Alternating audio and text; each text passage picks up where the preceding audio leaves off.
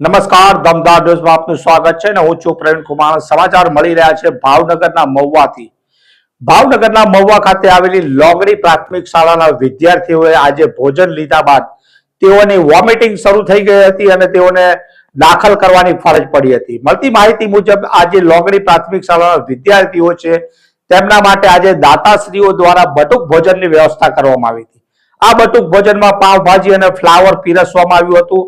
આ ભોજન લીધા બાદ વિદ્યાર્થીઓના થોડા સમયમાં તેઓને ઉલટી શરૂ થઈ ગઈ હતી અને તેને લઈ અને શાળાઓમાં અફડાતફડી જોવા મળી હતી। આ જે વિદ્યાર્થીઓ હતા વિદ્યાર્થીઓને નજીકની સરકારી અને પ્રાઇવેટ હોસ્પિટલમાં દાખલ કરવાની ફરજ પડી હતી।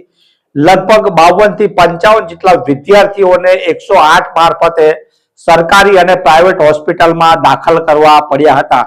તેને લઈને વાલીઓમાં પણ અફડાથફડી જોવા મળી હતી અને આ બધા જે વાલીઓ હતા એ હોસ્પિટલ ખાતે ઘસી આવ્યા હતા। શું કહી રહ્યા છે ત્યાંના મેડિકલ ઓફિસર તે પણ આપણે સાંભળીએ।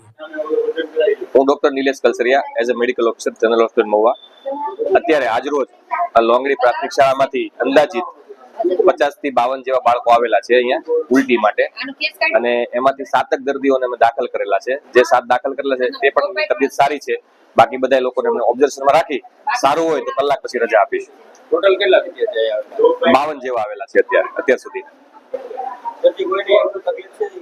ના, વધારે પડતી કોઈ તકલીફ નહીં, સારું છે, સ્ટેબલ છે બધા બાળકો અત્યારે। તો આ હતા મેડિકલ ઓફિસર, તેઓએ કીધું હતું કે ઉલટી થઈ ગઈ હતી, 1-2 કલાકમાં તેઓને રજા આપી દેવામાં આવશે। તો દાતાશ્રીઓ દ્વારા જે આપવામાં આવેલું જે ભોજન હતું એ ભોજનમાં ક્યાંક ને ક્યાંક ફૂડ પોઈઝનિંગની અસર જોવા મળી હતી ને તેના કારણે આ જે વિદ્યાર્થીઓ હતા એ વિદ્યાર્થીઓને ઉલટી થઈ ગઈ હતી અને તેને સારવાર બાદ 2 કલાકમાં તેઓને રજા આપી દેવાની વાત કરી હતી। તો આ જ પ્રકારના અહેવાલો અને સમાચારો સાથે દમદાર ન્યૂઝ સાથે જોડાયેલા રહેશો। નમસ્કાર।